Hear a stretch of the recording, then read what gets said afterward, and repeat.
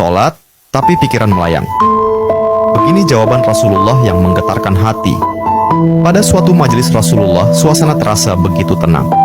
Para sahabat duduk melingkar menyimak setiap perkataan beliau dengan penuh perhatian. Namun, di antara mereka, ada seorang sahabat yang tampak gelisah.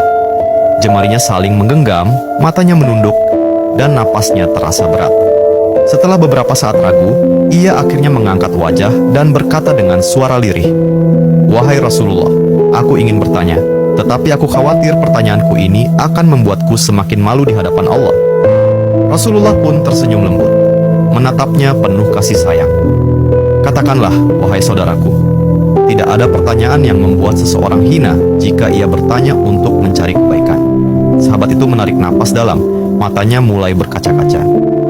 "Wahai Rasulullah, aku merasa salatku sering tidak khusyuk. Kadang aku mengingat urusan dunia, kadang pikiranku melayang entah kemana. Aku takut salatku tidak diterima oleh Allah. Apakah dengan salat seperti itu, aku tetap mendapatkan pahala?"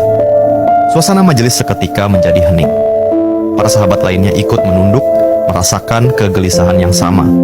Mereka tahu betapa beratnya pertanyaan itu. Namun, yang terjadi setelahnya benar-benar di luar dugaan.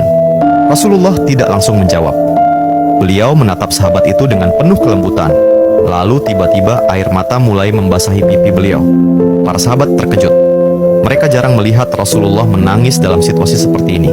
Dengan suara bergetar, beliau berkata, "Demi zat yang jiwaku berada di tangannya, sungguh setan tidak akan pernah berhenti berusaha mencuri bagian dari sholat seorang hamba hingga ia teralihkan. Tetapi ketahuilah, Allah tetap melihat usahamu." Rasulullah menarik napas dalam, lalu melanjutkan, "Wahai saudaraku, jika engkau meninggalkan salat hanya karena takut tidak khusyuk, maka setan akan menang.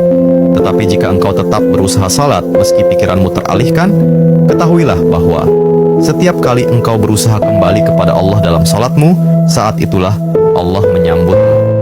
Mendengar itu, sahabat tersebut tak mampu menahan tangis. Begitu pula para sahabat lainnya. Kemudian Rasulullah melanjutkan dengan penuh kelembutan, "Bayangkan seorang ibu yang melihat anaknya berjalan ke arahnya, tetapi anak itu sering jatuh dan tersandung. Apakah sang ibu akan marah? Tidak.